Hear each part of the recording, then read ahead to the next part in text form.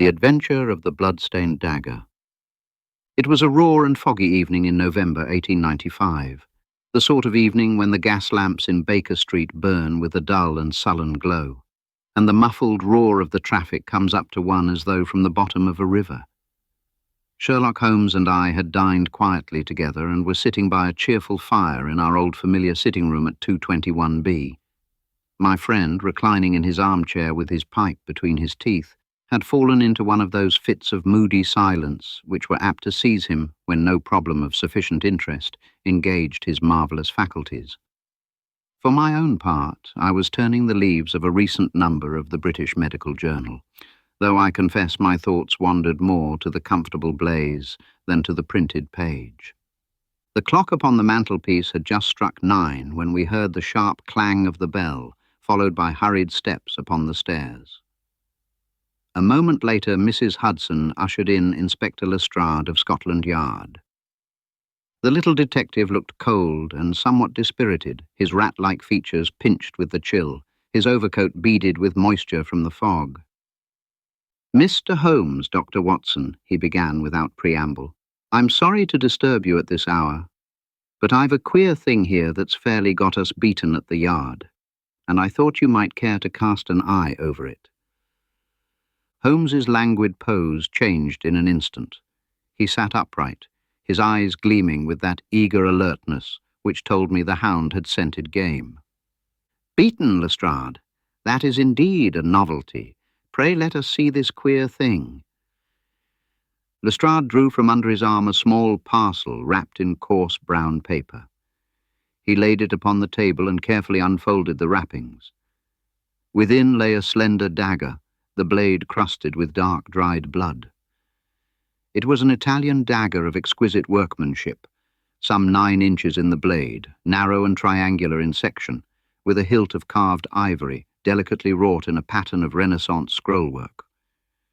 The guard was simple but elegant, and upon it, caught in the ornamentation, I noticed a single dark woolen fibre. "This," said Lestrade, "was found at 6:30 this morning by a constable on his beat. It was lying in the grass near the Serpentine bridge in Hyde Park, not far from the path. The blade was thick with blood, as you see. Human blood, the doctor at the police station assures us.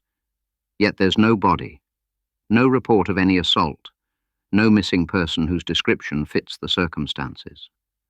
We've searched the park from end to end, dragged part of the Serpentine, questioned every watchman, cabman, and early milkman who might have passed that way. Nothing. Not a cry heard. Not a footprint worth the name. The blood is quite dry, so the thing must have lain there for some hours, yet no one saw it until the constable stumbled upon it. Holmes had taken the weapon with the utmost care, holding it by the extreme tip of the hilt between gloved finger and thumb. He carried it beneath the strong light of the gas lamp and examined it with the intense concentration I knew so well. First he studied the bloodstains, noting their distribution and the manner in which they had dried upon the steel. Then he passed the blade slowly beneath his nose, inhaling the faint odour that still clung to it. Finally he turned his attention to the ivory handle, scrutinizing every carving through his powerful lens, lingering longest upon the guard and that single dark fibre. For several minutes he worked in complete silence while Lestrade and I watched him. At length he laid the dagger gently upon a sheet of white paper which he had spread upon the table, and leaned back in his chair with a quiet chuckle of satisfaction. "Well, Mr. Holmes," said Lestrade eagerly, "what do you make of it? Can you tell us whose blade it is, at least?" Holmes' thin, eager face lit up with that peculiar smile which told me he had already seen far into the heart of the mystery. "My dear Lestrade," he answered, "the matter is infinitely more serious than you suppose. You have brought me not merely a dagger, but the key to a tragedy of the first magnitude." Both Lestrade and I stared at him in astonishment. "A tragedy?" cried the inspector. "But there's no body, no victim at all." Holmes waved the objection aside with a swift, impatient gesture. "Nevertheless," he said quietly, The victim exists, and the crime has been committed. Within the next few days, you will hear of a gentleman who has failed to return to his home. When you do, send for me again." He paused, his eyes fixed upon the blood-stained weapon with a strange intensity, and then added in a voice scarcely above a whisper, "This little blade has already told me a story more terrible than you can imagine." I have seldom seen Sherlock Holmes in a state of greater suppressed excitement than during those few minutes while he examined the blood-stained dagger. His lean figure was bent forward, his long, nervous fingers moved with delicate precision, and his grey eyes burned with that inward light which told me his brain was racing along paths far beyond my comprehension. Lestrade shifted impatiently from one foot to the other, while I stood in silence, watching my friend with the mingled awe and curiosity his methods never failed to arouse. At length Holmes straightened himself and laid the dagger carefully upon the sheet of white paper. For a moment he regarded it with a curious half-smile, as though the silent weapon had confided some grim secret to him alone. Then he turned to us, and his voice, when he spoke, was calm and measured, yet carried a note of absolute certainty. "My dear Lestrade," he said, "you have brought me something far more significant than a mere curiosity. Within the last 48 hours, a murder has been committed in this city, a murder of peculiar cold-bloodedness. I can tell you the name of the victim and the identity of his assassin." Lestrade's sharp features registered first incredulity, then professional indignation. "Murder, Mr. Holmes? With respect, sir, you go too far. There's blood upon the blade, I grant you, but no corpse, no witness, no motive that we can discover. How can you possibly name a victim who may be walking about London at this very moment?" Holmes raised a thin hand in protest. "The victim is not walking about London, Inspector. He lies dead, though his body has not yet been found. As for my conclusions, they are drawn entirely from the evidence before us. This dagger and its stains, its handle, its minute traces. The story is written plainly for those who can read it."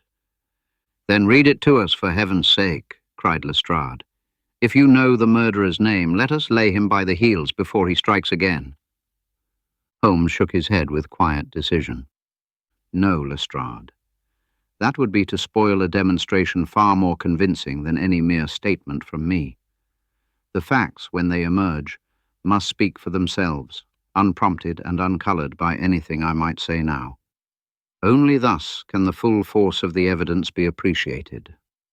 He crossed to his desk, drew forth a clean sheet of notepaper, and wrote rapidly for a minute or two.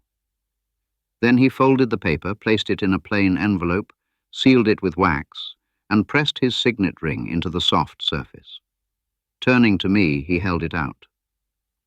"Watson, I entrust this to your keeping. You will not open it until the case is concluded, until the body is discovered and the criminal stands in the dock. Only then, in the presence of Lestrade here, will you break the seal. You have my word that its contents will astonish you both." I took the envelope, feeling its slight weight as though it carried the gravity of a death sentence. Lestrade stared at it, then at Holmes, his professional pride clearly wounded. "This is most irregular, Mr. Holmes. If you possess knowledge material to a capital crime—" "I possess knowledge," interrupted Holmes gently, "which will be confirmed within a matter of days. Until then, patience, my dear Inspector. Continue your searches, question whom you will, but disturb no unnecessary dust. The truth will rise of its own accord." Lestrade gathered up the dagger, rewrapping it with rather more force than was needful, and took his departure with a somewhat stiff bow. When the door had closed behind him, I turned to my friend. "Holmes," I said, "this is maddening. You have deduced a murder from a single weapon, named both victim and assassin, and now you seal your conclusions away like some stage conjurer. At least give me a hint." "One small clue to set my mind at rest." Holmes laughed lightly and threw himself into his armchair, reaching for his old black clay pipe. "My dear Watson, you would have me spoil the denouement? Very well. One hint, and one only. Observe the dagger closely when next you see it. Note the distribution of the blood, the single dark fibre upon the guard, the faint but unmistakable odour clinging to the ivory, the microscopic scratches upon the blade near the hilt. All these are signposts pointing to one inevitable conclusion. He paused, drew a mouthful of smoke, and gazed into the fire.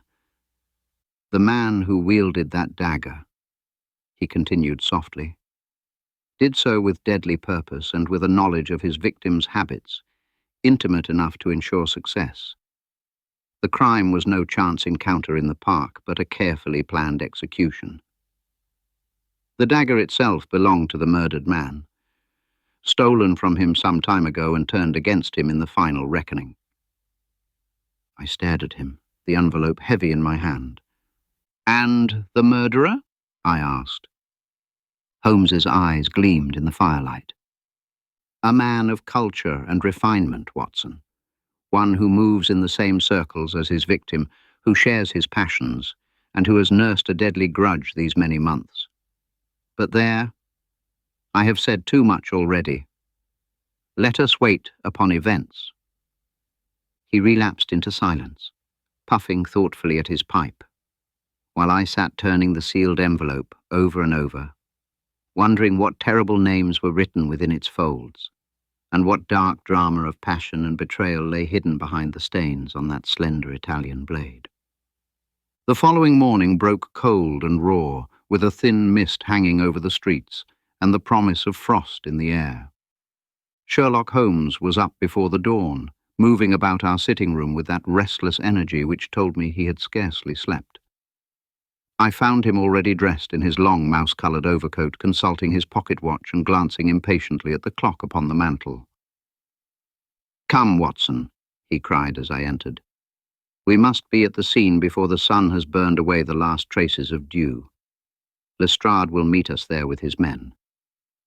Within half an hour we were rolling through the quiet streets in a hansom, the fog swirling about us like wraiths.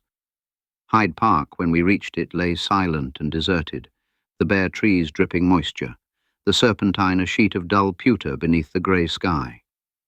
Lestrade awaited us near the bridge, accompanied by 2 constables and a police photographer, who was busy setting up his cumbersome apparatus. Holmes wasted no time in preliminaries. He strode at once to the exact spot where the dagger had been found, marked now by a ring of wooden pegs and string.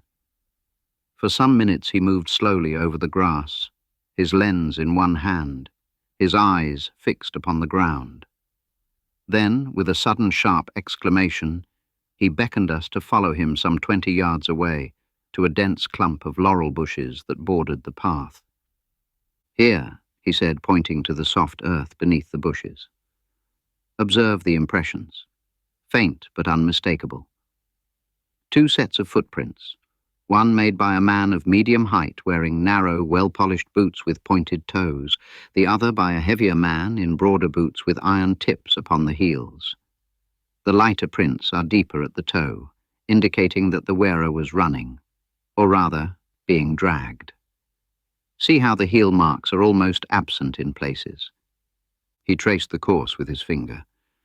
The prints led from the path into the bushes, where the ground was disturbed and several low branches broken. Upon the leaves of the laurels we found several dark spots, dried blood, as Holmes quickly confirmed with a drop of his pocket reagent. Caught upon a thorn was a small triangular scrap of dark woolen cloth, matching in colour and texture the single fibre we had noticed upon the dagger's guard. Most significant of all was a small object lying half buried in the mud, a gold cufflink, heavy and of antique design, bearing upon its face a crest, a lion rampant upon a field of azure, surmounted by a ducal coronet.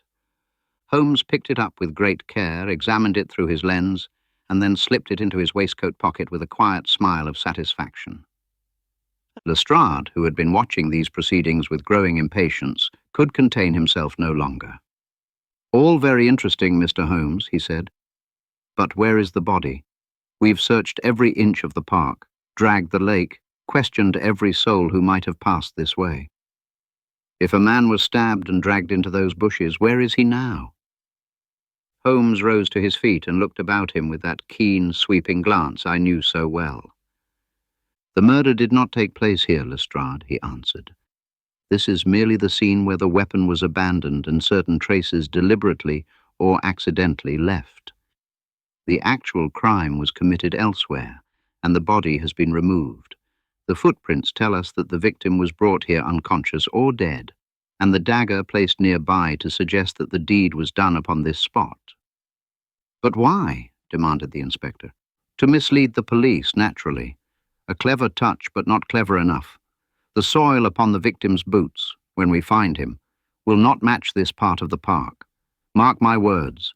We spent another hour in fruitless search of the surrounding area, but no further discovery rewarded us." Holmes, however, seemed far from discouraged.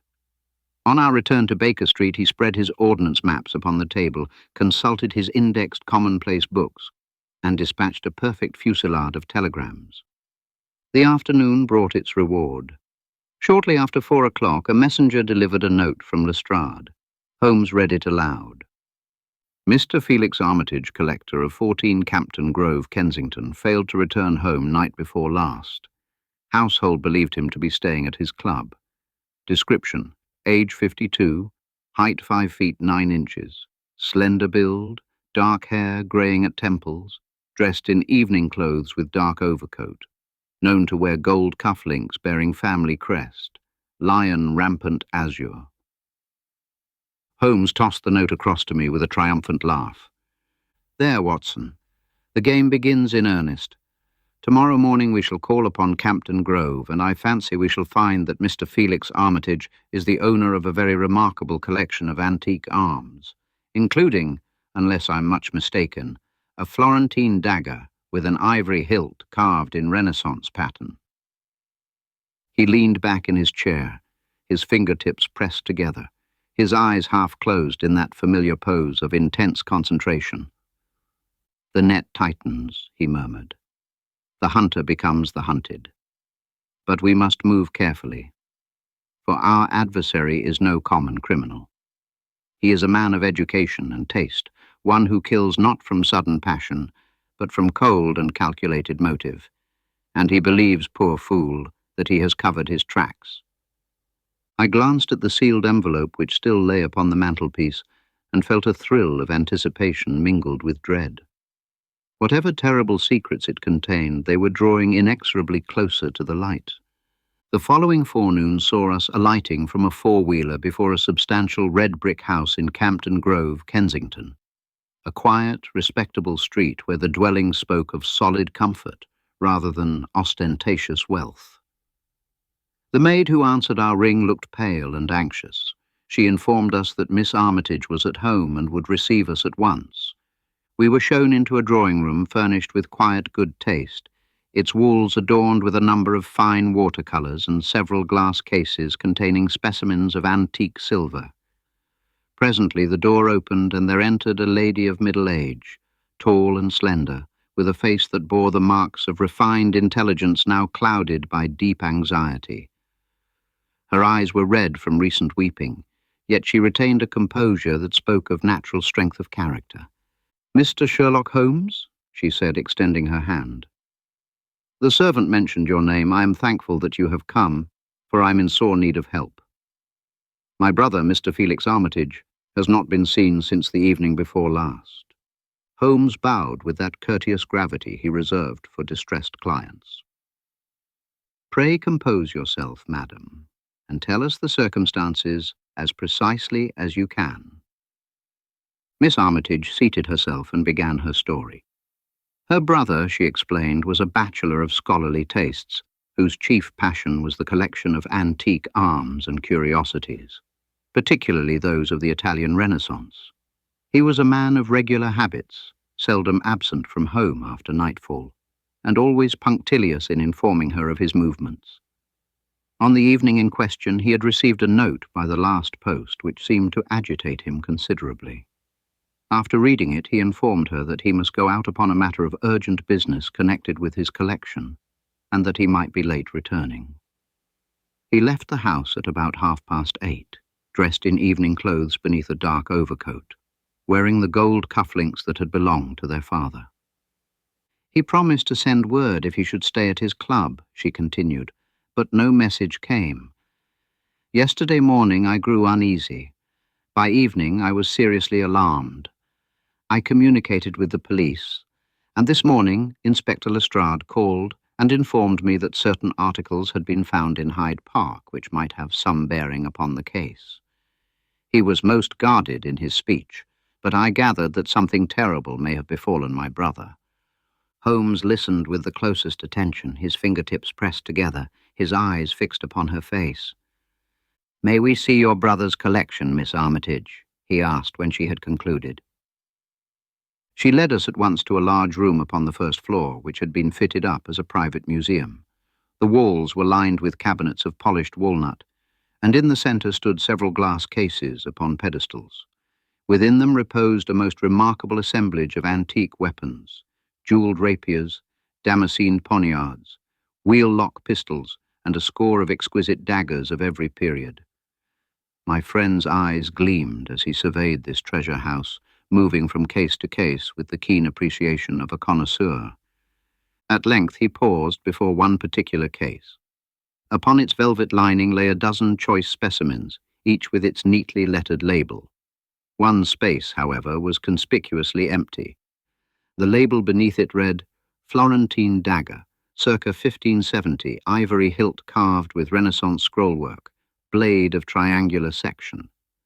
Holmes turned to Miss Armitage with a grave face. "This piece," he said quietly, "is missing from its place." She gave a little gasp of surprise. "Yes, how could you know?" "I had not noticed it myself until this moment. Felix was most particular about his arrangement. He would never have removed a specimen without replacing it exactly." "And when was this dagger last seen in its case?" "I cannot say precisely. My brother frequently spent evenings here alone, cataloguing or rearranging. But I am certain it was in its place a week ago, for I dusted the case myself on Tuesday last." Holmes nodded thoughtfully. "One more question, madam. You mentioned a note received by your brother on the evening he disappeared. Have you preserved it?" "Alas, no. He placed it in his pocket after reading it, and I have not seen it since." "And have you any knowledge of recent business dealings or quarrels in which your brother was concerned?" Miss Armitage hesitated a moment. "There was one matter," she said at length. "Some months ago, Felix entered into partnership with a Mr. Conrad Vesey, a gentleman who shares his interest in antique arms, for the purchase of certain rare pieces from the continent. Lately, there has been disagreement between them. Felix believed that a valuable item they had jointly acquired had been misrepresented as to its provenance. There were high words when Mr. Vesey last called here about a fortnight ago. My brother declared the partnership dissolved and threatened legal proceedings." Holmes's expression grew yet graver. "Thank you, Miss Armitage. You have told us precisely what we needed to know. I would urge you to remain calm. We shall leave no stone unturned to discover your brother's whereabouts." As we took our leave, I observed my friend's face set in that stern mould, which told me he was already far advanced in his reconstruction of the crime. In the cab returning to Baker Street, he sat silent for some time, his chin upon his breast, his brows drawn down. "The threads draw together, Watson," he said at last. "The dagger belonged to the victim himself, stolen from this very collection, doubtless by the man who afterwards used it against him. The note was an appointment to a supposed reconciliation.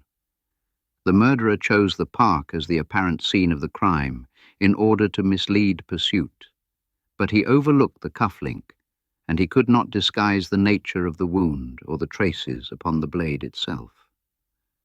"And this Mr. Vesey?" "Is a man of refined taste, considerable knowledge, and I suspect desperate straits. We shall call upon him tomorrow. But first we must await the discovery of the body. It cannot long remain concealed." I glanced at my companion with renewed wonder. From a bloodstained dagger alone, he had reconstructed not only the crime, but the very setting in which it had been planned. The sealed envelope still reposed in my pocketbook. and I felt that the moment when its contents should be revealed could not now be far distant. The discovery we had awaited came with dramatic suddenness late that same evening. I had retired early, leaving Holmes immersed in his chemical experiments at the table, when the sharp ring of the bell and the sound of hurried footsteps upon the stairs announced a visitor. A moment later, Inspector Lestrade burst into the room, his face flushed with excitement and his eyes gleaming. "We've found him, Mr. Holmes," he cried. "The body, caught in the reeds near Chelsea Reach. It answers exactly to the description of Mr. Felix Armitage, stabbed clean through the heart with a single thrust. The river police spotted it not an hour ago." Holmes laid down his test tube with careful deliberation and reached for his coat. "Excellent, Lestrade. Watson, you will wish to accompany us, I fancy." We drove swiftly through the night to the riverbank, where lanterns flickered in the fog, and a knot of constables stood guard over a shrouded form lying upon the muddy shore. The police surgeon had already made his preliminary examination. He now drew back the tarpaulin at Lestrade's gesture. The dead man was unmistakably Felix Armitage. His face, though pallid and distorted by immersion, retained the refined features Miss Armitage had described. He was dressed in evening clothes beneath a dark overcoat now sodden with river water. The wound was plain to see, a single narrow puncture in the breast, directly over the heart, the edges of the cloth around it stained dark with blood. Holmes knelt beside the body and conducted his own rapid but meticulous examination. He noted the precise angle and depth of the wound, the absence of any other marks of violence, and the fact that the pockets had been hastily turned out, though a valuable watch and a signet ring remained untouched upon the person. Most significant of all, he drew my attention to the boots. They were caked with a dark, tenacious mud quite unlike the lighter soil of Hyde Park, and bearing traces of what appeared to be warehouse dust and tar. Finally, holding a small phial close to the clothing, he inhaled deeply. "Chloroform," he said quietly. "Faint but unmistakable. The victim was rendered unconscious before the fatal blow was struck." Lestrade listened with growing respect. "Then the murder was not done in the park at all?" "Precisely. Armitage was drugged and killed elsewhere, probably in some secluded building near the river, then conveyed by boat or cart to Hyde Park, where the dagger was planted, and certain traces left to suggest the scene of the crime. The body was subsequently disposed of in the Thames, no doubt in the expectation that it would be carried out to sea. A bold plan, but flawed in execution. We returned to Baker Street in the small hours, and Holmes at once set about confirming his reconstruction. Telegrams flew in all directions. By breakfast time, the replies had begun to arrive. The essential facts were soon established. Conrad Vesey, the former partner, occupied premises in Lambeth that included a private warehouse adjoining the river, where he stored pieces awaiting restoration or sale. On the night of Armitage's disappearance, a cabman had driven a gentleman answering Vesey's description to Campden Grove at 8 o'clock, and later conveyed two gentlemen, one supporting the other, from Kensington to Lambeth. A waterman on the Thames had noticed a rowing boat moored at the warehouse steps until nearly dawn. Confronted with this evidence in his own elegantly appointed rooms that afternoon, Vesey's composure broke. At first he blustered and denied all knowledge, but when Holmes laid before him the torn scrap of cloth from the laurels, matching exactly a small rent in the cuff of the coat he was wearing, and pointed out the traces of the same warehouse mud upon his boots, his defiance crumbled. "It was not murder as you think it," he burst out at last. "Armitage had ruined me.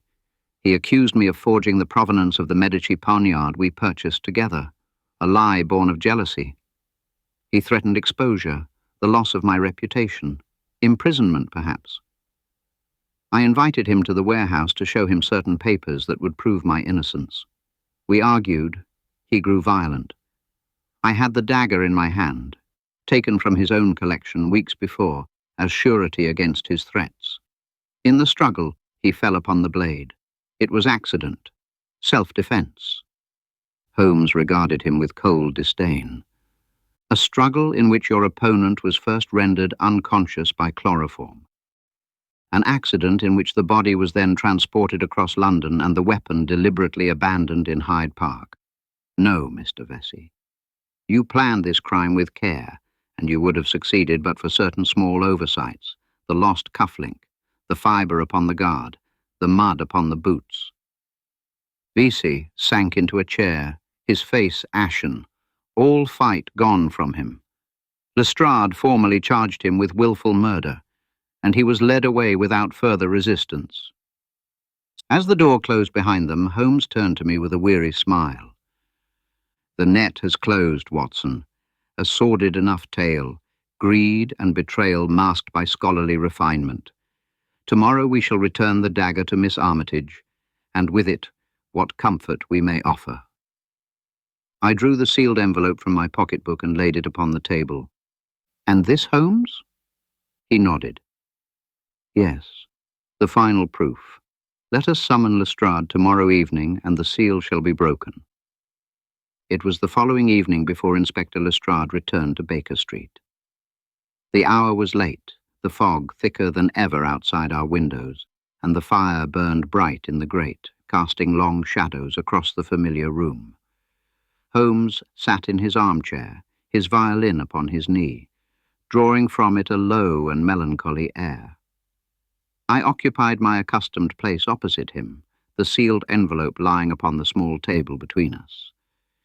When Mrs. Hudson showed Lestrade in, he appeared weary but triumphant, the satisfaction of a successfully concluded case evident in his bearing. He carried the blood-stained dagger, now wrapped in plain paper, which he laid carefully upon the table. "It's all over, Mr. Holmes," he announced. "Vesey made a full confession at the Yard this afternoon. The charge is murder, and there's evidence enough to hang him twice over. A cold-blooded business from start to finish. I've come as you requested to see what's in that envelope of yours." Holmes laid down his bow and regarded the inspector with a quiet smile. "Excellent, Lestrade. You have done your part admirably. The credit, as usual, shall be yours when the case comes before the public. But first, let us satisfy our curiosity." He turned to me. "Watson, if you would do the honours." With fingers that trembled slightly from anticipation, I took up the envelope, broke the seal, and drew forth the single slip of paper within. Unfolding it beneath the gaslight, I read aloud the words written in Holmes's clear, decisive hand. "Victim, Felix Armitage of 14 Campden Grove, Kensington. Murderer, Conrad Vesey, his late partner in antiquities." Lestrade gave a low whistle of astonishment and leaned forward in his chair. "Upon my word, Mr. Holmes, you had it all from the very beginning, from the dagger alone." Holmes inclined his head in acknowledgement. "The data were sufficient for one trained in observation and deduction. Permit me to explain, step by step, the chain of reasoning that led me to those names on the night you first brought me the weapon. First, the dagger itself. It was no common blade, but a rare Florentine piece of the late 16th century. Ivory hilt carved in Renaissance scrollwork, triangular blade. Such weapons are not met with in the possession of the ordinary criminal. They belong to collectors, and to a very select few at that. A minute examination of the ivory revealed, beneath the bloodstains, a faint catalogue number engraved in the base of the hilt, a practice common among serious collectors. Cross-referenced with my indexed records of known collections, it pointed unmistakably to the Armitage assemblage, one of the finest private holdings in England. Next, the single dark woolen fibre caught upon the guard. It came from a heavy overcoat of Melton cloth, dyed with a particular shade, obtainable only from a certain Scotch manufacturer. Felix Armitage was known to favour that precise garment. Indeed, his sister confirmed it later. The gold crest upon the guard, almost concealed by dried blood, was the Armitage family arms, a lion, rampant azure, beneath a ducal coronet. The cufflink found later merely confirmed what the dagger had already told me. As to the murderer, The angle and depth of the bloodstains upon the blade indicated a thrust delivered by a left-handed man of approximately 5 feet 10 inches, Vezzie's height and dominant hand. The faint but persistent odor of chloroform upon the ivory showed that the victim had been rendered helpless before the blow. Vesey, I recalled from certain dealings in the art world, had access to the drug for his supposed experiments in restoration. Finally, the microscopic scratches near the hilt, made by the glass edge of a display case, proved the weapon had been removed from its place in a collection, not purchased or carried openly.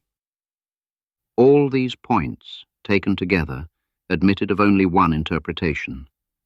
The dagger had been stolen from Felix Armitage's own museum by his partner Conrad Vesey, who later employed it to kill him during a pretended reconciliation, afterwards staging the scene in Hyde Park to mislead the police. Lestrade shook his head in reluctant admiration. "It's wonderful, Mr. Holmes, fairly wonderful. I've said it before and I'll say it again.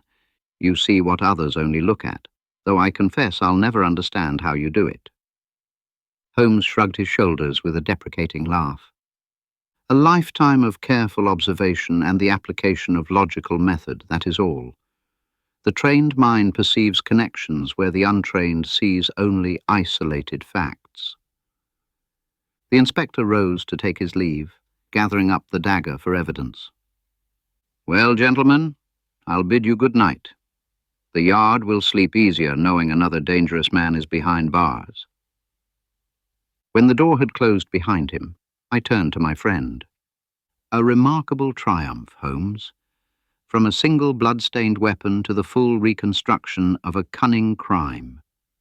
He leaned back in his chair, his eyes half closed, a faint smile upon his lips. "A pleasant little exercise, Watson, nothing more. It served to dispel the tedium of these foggy November days. And now, if you will pass me my violin, I fancy a little Chopin before we retire." Thus ended the affair of the blood-stained dagger, a grim and sordid tragedy of greed and treachery, redeemed only by the unerring light of reason which my friend Sherlock Holmes brought to bear upon its darkness. As I pen these lines many years later, I reflect once more upon the singular gifts which set him apart from ordinary men, and upon the quiet satisfaction he derived from their exercise in the cause of justice.